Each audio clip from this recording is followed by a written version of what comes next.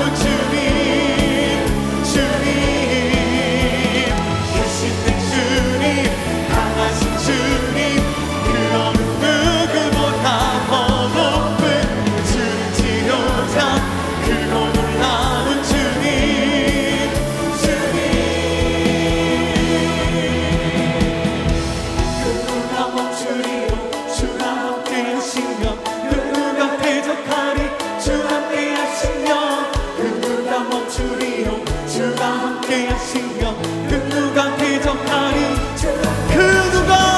그 누가 멈추리요 주가 함께 하시면 그 누가 대적하리 주 함께 하시면 그 누가 멈추리요 주가 함께 하시면 그 누가 대적하리 주 함께 하시면 크신 주님 강하신 주님 그 어느 누구보다 더 높은 주님 치료자 그 어느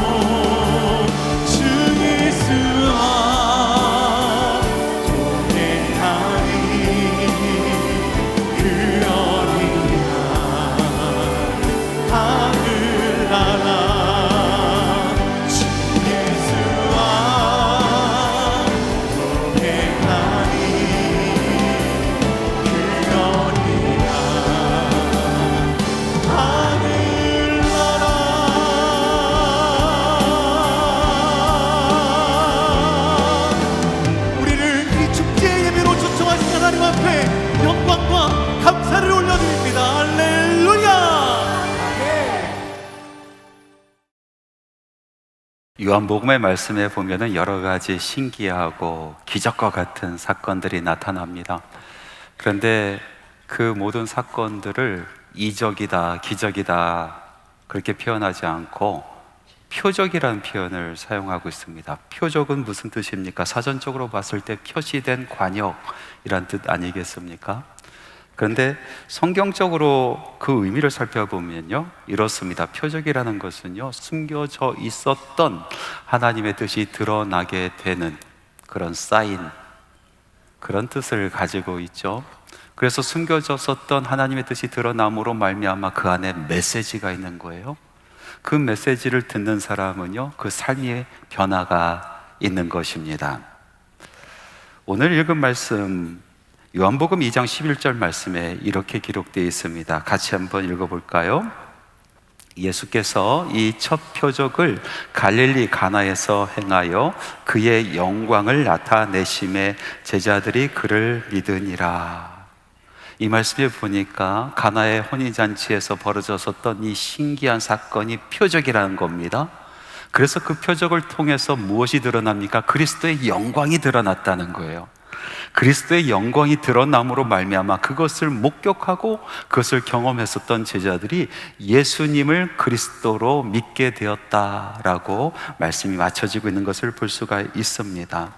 그래서 요한복음에 있는 이 기적의 사건들을 우리가 그냥 읽으면서 야, 참 신기한 일이구나, 참 희한한 일이 벌어졌구나 그렇게 생각할 것이 아니라 그 이면에 숨겨져 있는 영적인 뜻, 그 메시지를 찾아봐야 될 줄로 믿습니다. 저는 오늘 여러분들과 함께 예수님께서 일으키셨던 첫 번째 그 표적, 가나의 혼인잔치 이야기를 함께 나누려고 합니다. 분명히 이것은 육적인 사건이었습니다. 그러나 그 안에는 이 표적이 있습니다. 메시지가 있습니다.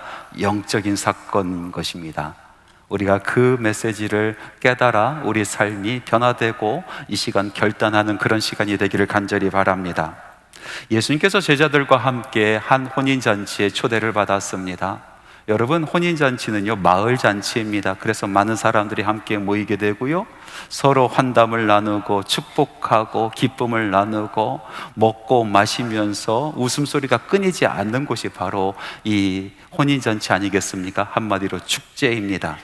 그런데 그 축제가 흥이 깨져버리게 되었습니다. 그만 포도주가 떨어져 버린 것이죠.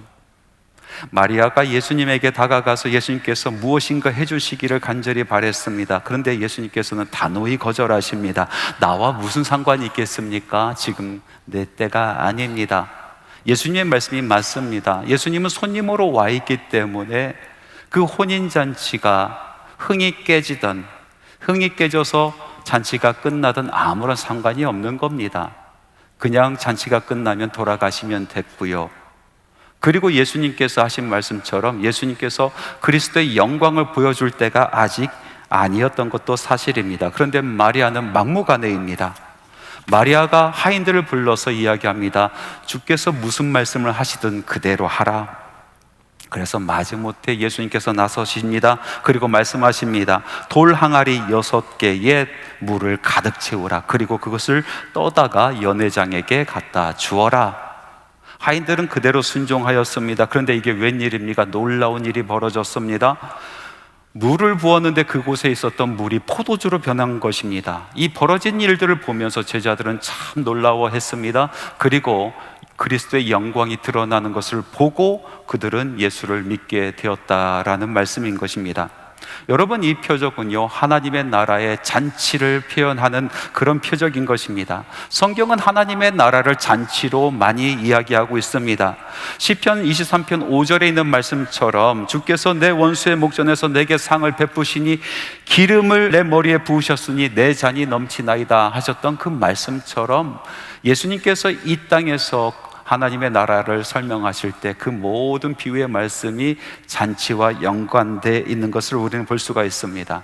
무엇을 뜻합니까? 하나님께서 하나님의 사람들, 그리스도를 믿는 바로 고백하는 그 사람들의 삶이 축제와 같은 삶, 기쁨이 넘치는 삶, 잔치와 같이 왁자지껄한 그런 삶을 살기를 원하시는 것 아니겠습니까? 그런데 오늘날 우리의 삶은 어떻습니까? 잔치가 그만 흥이 떨어져 버렸습니다. 포도주가 떨어진 잔치집처럼 분위기가 쏴 하고, 그래서 이제 잔치가 다 끝난 것 같은 그런 모습이 아닙니까? 흥 깨진 잔치와 같은 우리의 삶을 바꾸시기로 우리 주님께서 약속하여 주셨습니다. 그래서 우리가 그전에 맛보지 못했던 더 나은 포도주를 우리에게 선물로 주십니다.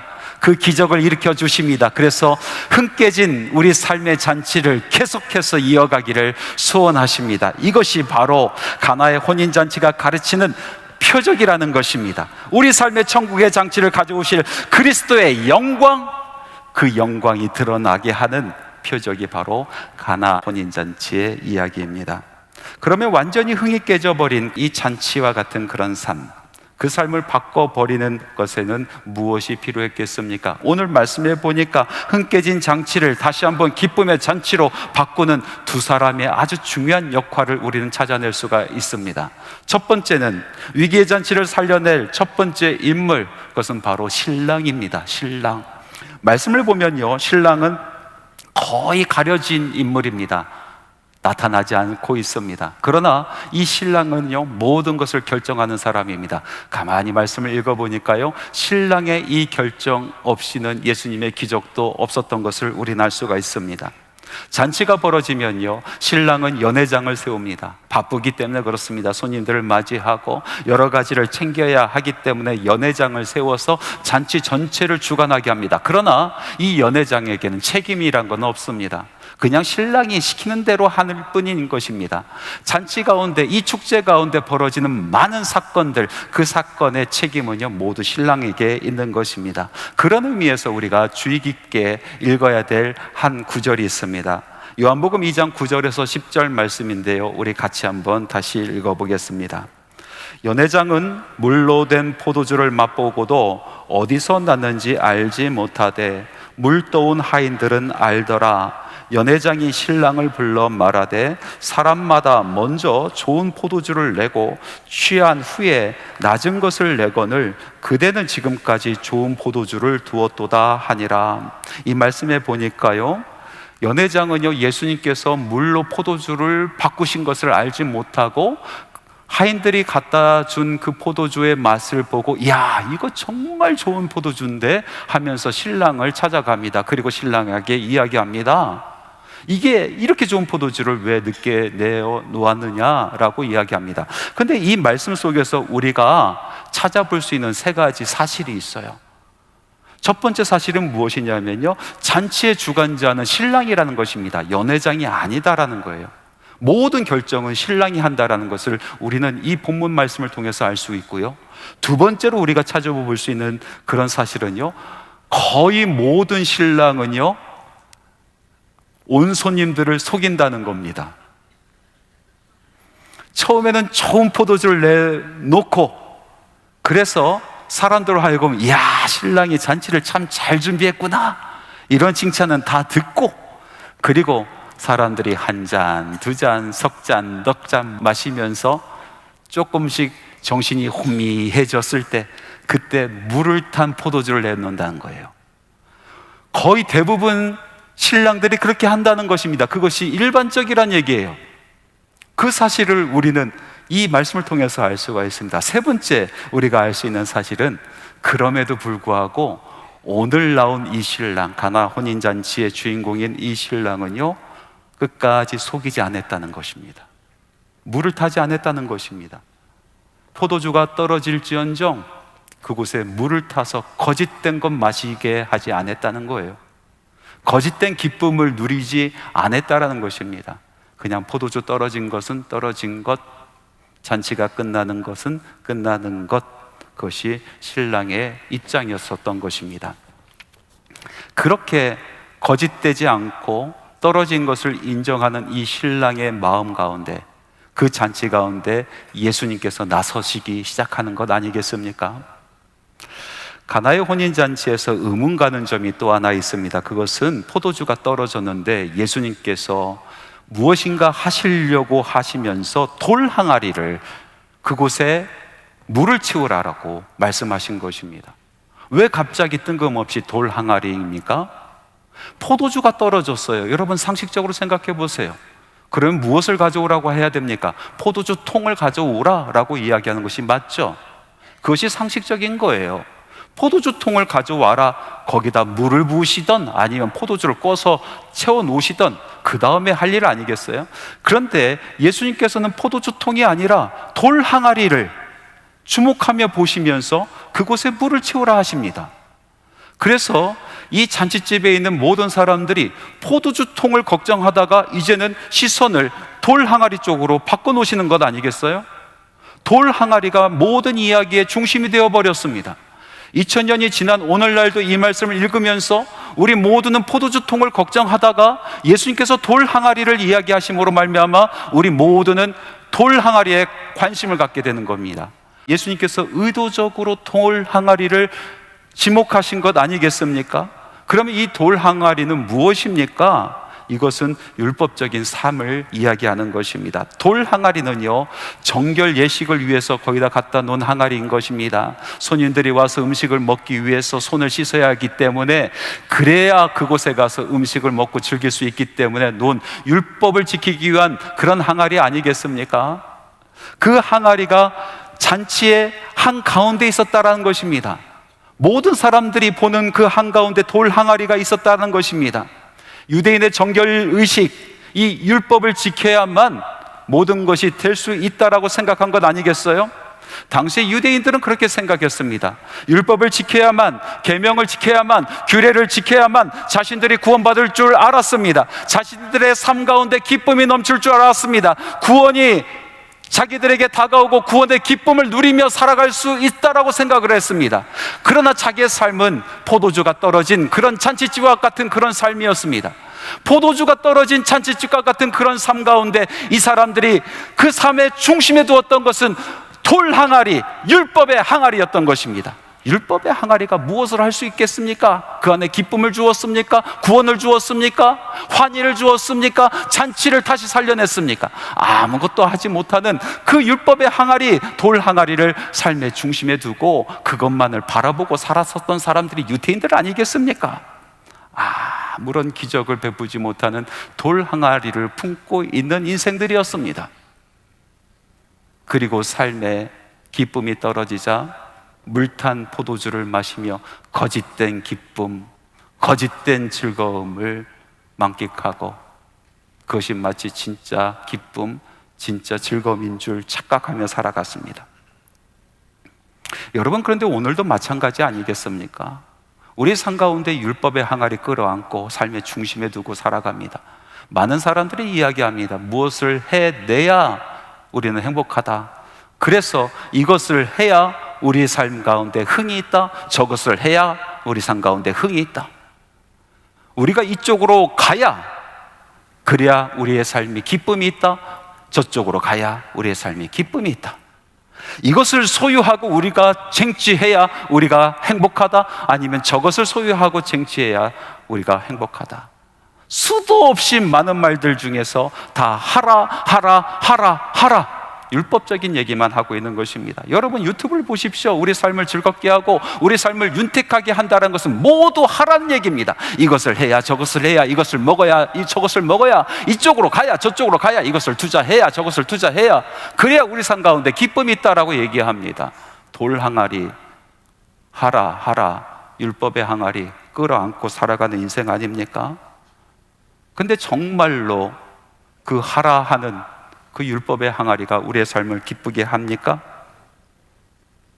포도주는 다 떨어져 가고 잔치의 흥이 깨졌는데 우리는 물탄 포도주를 마시며 기쁘다, 즐겁다, 혹시 속고 사는 것 아닌가 생각을 해봅니다. 여러분, 떨어진 것은 떨어진 것입니다. 해서 안 되는 것은 안 되는 것이죠. 이미 끝난 잔치 다시 살릴 수 없는 것입니다. 여러분, 포도주에 물을 타지 마십시오. 거짓된 기쁨, 거짓된 기쁨에 현혹되지 마십시오. 내 삶 가운데 포도주가 떨어졌다는 것을 인정할 때 그 후에 우리 주 예수 그리스도께서 나서시는 것입니다. 역사는 그때부터 시작이 되는 것입니다. 제가 아는 젊은 집사님이 한 분 계십니다. 청년 시절 때부터 알고 있었던 그런 분입니다. 청년 시절 때는 이 복음에 가슴이 뜨거워져서 자기가 선교사가 되겠다고 하나님께 서원하고 그렇게 준비하던 청년이었는데요, 삶이 녹록지 않아서 그만 학업을 포기하고 산업의 현장 일선으로 달려갔습니다. 별의별 것을 다 했습니다. 그리고 마지막에 한 것이 자동차를 파는 자동차 딜러였어요. 그런데 이 청년이요, 자동차를 얼마나 잘 파는지 몰라요. 1년, 2년, 3년 되니까 그 지역에서 탑이 됩니다. 그리고 전국에서 차를 제일 많이 파는 사람이 되었어요. 이야, 돈을 금방 벌더라고요. 그러면서 집을 장만합니다. 만날 때마다 차가 바뀌어요. 그리고 저에게 찾아와서 목사님, 차 바뀌었습니다. 기도해 주세요. 태워줄 것도 아니면서 맨날 기도만 요청해요. 제가 물어봤어요. 왜 이렇게 차를 바꾸냐고. 그랬더니 목사님, 신나잖아요. 흥이 나잖아요.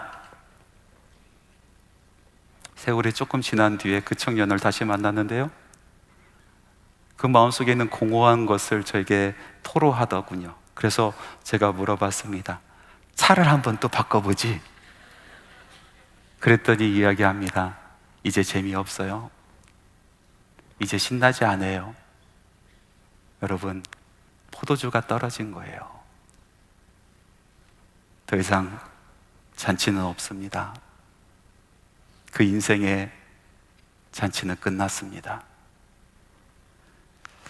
여러분의 삶에 기쁨이 없습니까? 축제를 이어갈 포도주가 떨어졌습니까? 좋은 것을 아무리 입어봐도, 맛있는 것을 아무리 먹어봐도, 사람들이 좋다는 것 이곳저곳 찾아가 보아도, 다 해보아도 마음에 공허함만 가득합니까? 여러분, 자신을 속이지 마십시오. 포도주 떨어진 것은 떨어진 겁니다. 우리 삶의, 우리 인생의 잔치가 끝난 것은 끝난 것입니다. 솔직히 고백하고 나아가야 됩니다. 주님, 내 인생에 포도주가 떨어졌어요. 내 인생에 잔치가 끝났습니다. 주님, 내 삶에 와 주님 역사하여 주옵소서. 새로운 술로, 새로운 기쁨으로, 새로운 삶으로 주님 내 삶을 바꿔주옵소서. 이렇게 고백하지 않는 이상 일평생 거짓된 술 마시며 거짓된 기쁨, 거짓된 즐거움 속에 살아가는 것입니다. 오늘 이 위기의 잔치를 다시 기쁨의 잔치로 돌려놓은 사람들 찾아보니까요, 두 번째는 하인입니다. 하인.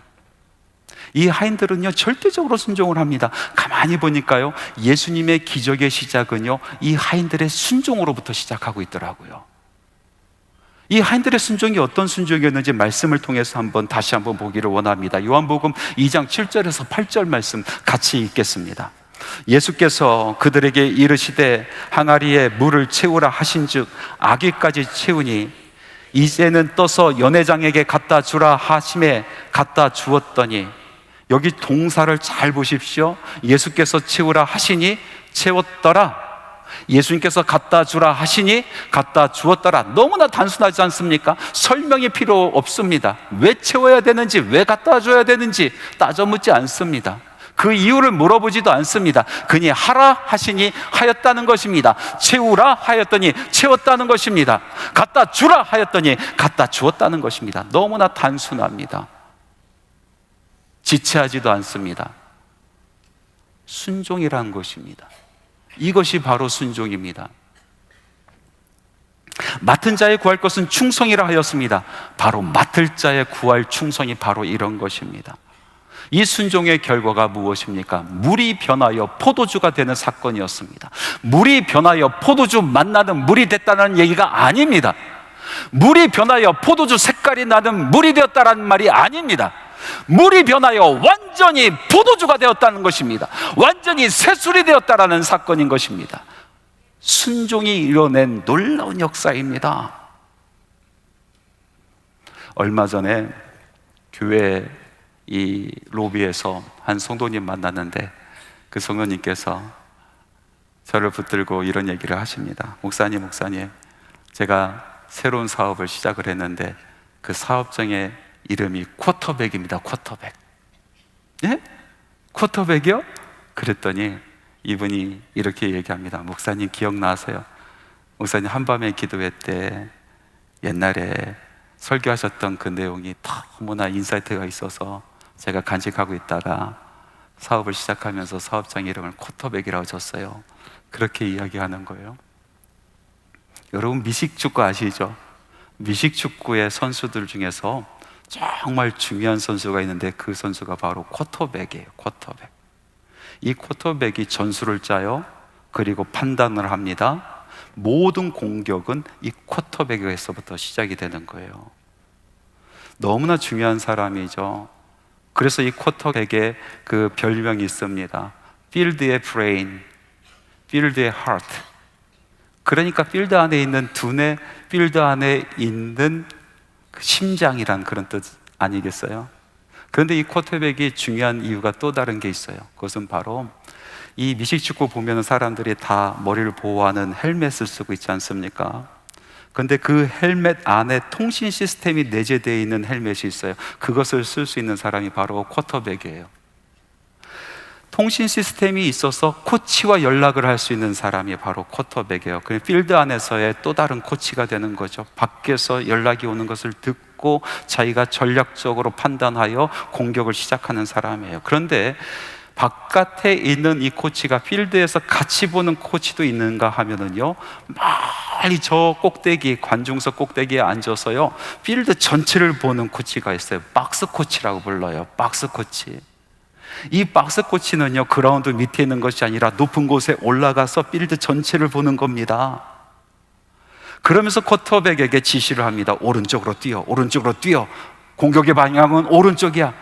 그런데 이 쿼터백이 보니까 이 필드에서 보니까 아무리 봐도 오른쪽은 꽉 막혀 있거든요. 수비수들이 적게 많은데 내가 보기에는 이쪽이 텅텅 비어 있는데 뛰면 이쪽으로 뛰어야지, 뛰면 이쪽으로 뛰어야지, 공을 던지면 이쪽으로 던져야지. 자기 생각이 그렇단 말이죠. 그런데요 이 박스 코치가 오른쪽이라고 얘기하는 거예요. 말도 안 되는 이야기를 하는 거예요. 그럼 어떻게 합니까? 여러분 즉각적으로 순종해야 이길 수 있어요. 왜 그렇습니까? 위에서 보는 사람이 정확하기 때문에 그래요. 전체를 보는 사람이 정확하기 때문에 그렇습니다. 여러분 우리 인생도 마찬가지 아니겠습니까? 삶이란 이 필드 속에서 어떻게 보면 우린 쿼터백처럼 살아가잖아요. 그런데 하나님께서 말씀하시는 거예요. 오른쪽이라고 말씀하시는 거예요. 근데 내가 보기에는 왼쪽이거든요. 이쪽으로 가야 인생이 풀릴 것 같아요. 이쪽으로 가야 내 삶이 행복할 것 같아요. 이쪽으로 달려가야 내 삶이 기쁨에 찰 수 있을 것 같아요. 그런데 하나님께서는 아니라고 말씀하시는 거예요. 아니, 오른쪽, 오른쪽. 네가 보기에는 막힌 것 같지만은 그러나 오른쪽 이야기하시는 거예요. 누가 맞습니까? 무엇을 따라야 되는 것입니까? 무엇을 따라야 우리가 승리하는 삶을 살 수 있을까요? 하나님의 말씀인 줄 믿습니다. 높은 보좌에 올라 앉아 계신 우리 주님께서 모든 것을 관장하여 보고 계시는 것입니다. 우리 인생의 처음부터 마지막까지를 알고 계시는 분이십니다. 우리 인생 가운데 벌어지는 모든 사건을 알고 계시는 분이십니다. 그분께서 오른쪽이라고 얘기하시는 것입니다. 내가 보기에는 왼쪽이지만은 그러나 우리 주님 보시기에는 오른쪽이라. 내 삶 가운데 정말로 기쁨이 있는 삶이 되기 위해서는 오른쪽이다. 사랑하는 성도 여러분, 여러분의 삶이 축제가 이제 끝났습니까? 잔치가 멈췄습니까? 김 빠진 멋처럼 삶의 포도주가 떨어져 갑니까? 여러분 순종하시기 바랍니다. 여러분의 예배 가운데 순종의 물을 부으시기 바랍니다. 여러분의 기도 가운데, 여러분의 헌신 가운데 순종의 물을 부으시기 바랍니다. 여러분의 삶 가운데 순종의 물을 부으시기 바랍니다. 우리 주님께서 변화시켜 주십니다. 그 순종의 물을 변화시켜 주셔서 정말로 새로운 술을 만들어 주십니다. 지금까지 마셔보지 못했던 그 술을 우리 주님께서 만들어 주시는 것입니다. 잔치는 끝나지 않았습니다. 축제는 끝나지 않았습니다. 주께서 만들어 주신 그 새 포도주, 새 술에 취해 또 다른 기쁨이 이어지는 것입니다.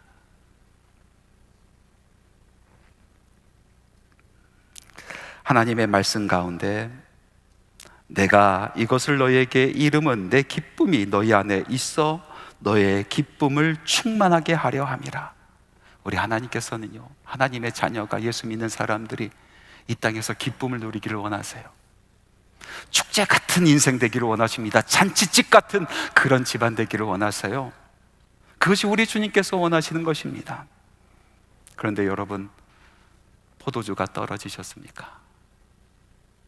웃음이 멈췄습니까? 여러분의 인생의 잔치가 끝났습니까? 오늘 말씀을 보십시오. 끝난 잔치를 다시 이어가는 두 사람의 이야기가 있습니다. 속이지 않습니다. 주님, 이제 끝난 것 같아요. 이제 잔치가 멈춘 것 같아요. 고백하고 나가는 신랑을 보십시오. 주님께서 그때부터 역사하십니다. 말도 안 되는 그런 명령을 듣고도 아무런 대꾸 없이 순종하는 하인을 보십시오.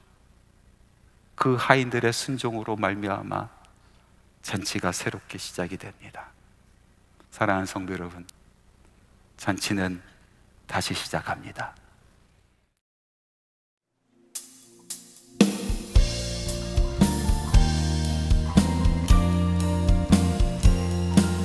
물같이 흐르는 기쁨 성령 강림합니다.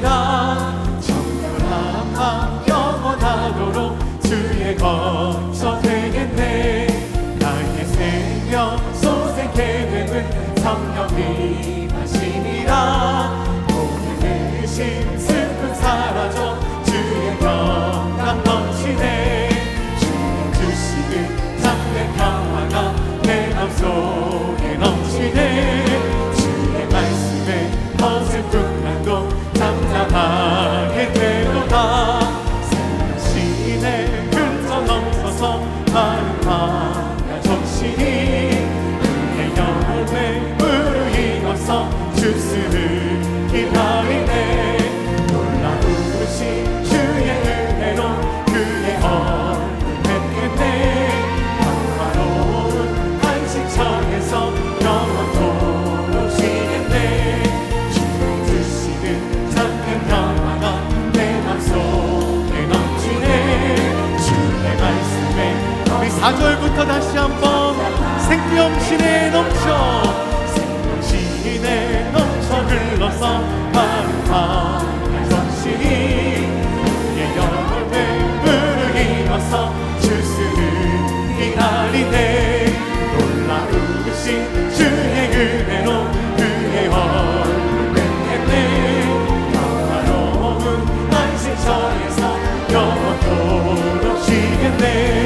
주의 주시는 참된 평화가 내 맘속에 넘치네. 주의 말씀에 거센 풍랑도 잠잠하게 되도다. 주님 주시는 참된 평화가 내 맘속에 넘치네. 주의 말씀에 거센 풍랑도 잠잠. 이 시간 주님 앞에 믿음의 두 손을 높이 듭니다. 주님 주시는 참된 평화가 내 맘속에 넘치네. 주의 말씀에 거센 풍랑도 잠잠하게 되도다. 주의 말씀에 거센 풍랑도 잠잠하게 되도다.